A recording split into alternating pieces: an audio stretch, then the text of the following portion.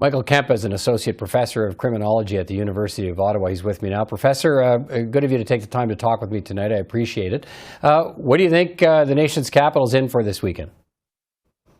Well, we're looking at a significant protest coming back to the city. I very much doubt that it will be on the scale or duration of what we saw in January and February.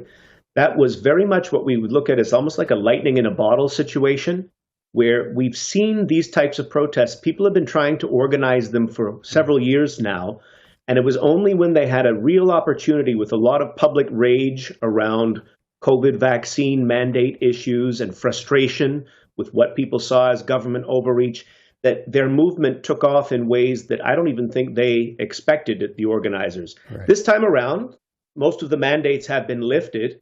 There are still some people out there who would like to see some vaguer ideas of freedom develop, but it won't be on the same scale. What do you think of the way police are preparing and letting the public know how they're preparing for this protest compared to what we saw in the Freedom Convoy protests earlier this year? Well, it's fundamentally different, and I would say, rather than being new, it's remembering the authorities that they've always had to control the flow of people and traffic through space. It has nothing to do with interfering with legitimate protest. Individuals are allowed to assemble to peaceably express their views as long as their views are not hateful or inciting violence. This does not mean you're allowed to bring your vehicle anywhere you might like to at any moment and leave it somewhere. This is just about the police doing something that they've done for Canada Day celebrations in the past. Mm-hmm. And I would say that this can be what we expect in the future, where every time there's a large planned protest, whether it's coming from the political left or the political right or wherever, there'll be a much greater degree of police control over the flow of people through the city. Right across Canada, in fact. Right. This protest is happening without the tools of the Emergencies Act available to the police, or the state of emergency declared at the time by the province of Ontario back in February. How do you think that changes the police response and the preparations? Well, to my mind, the Emergencies Act only became necessary because the ordinary responses were too slow and poorly coordinated and, in a sense, rusty. We'd forgotten how to do this through many years of essentially peace and quiet in the nation's capital and elsewhere, very minor protests leading before then. And the thing got out of control to the point that the civil power just couldn't restore it without the Emergencies Act. So this time around, it's about doing what we're meant to be doing long before the situation gets out of control to the point that the civil power breaks down. Also here, we're looking at something that's in Ottawa. We're talking about a motorcycle convoy of some form.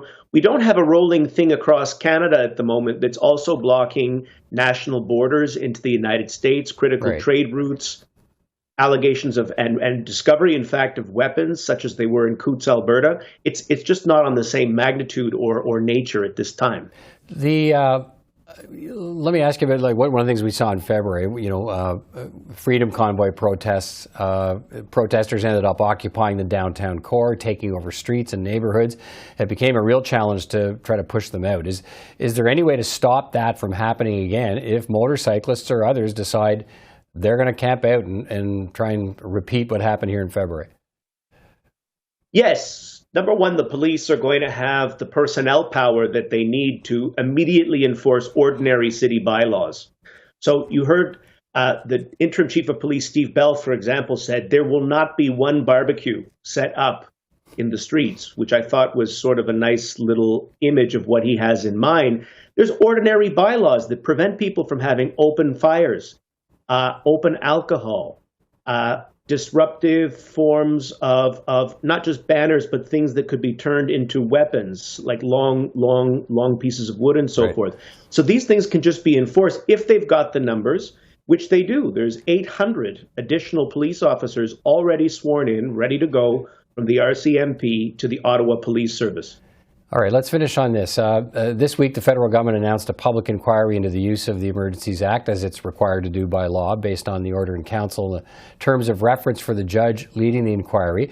Do you have faith this process will provide the answers Canadians want into why this act was invoked?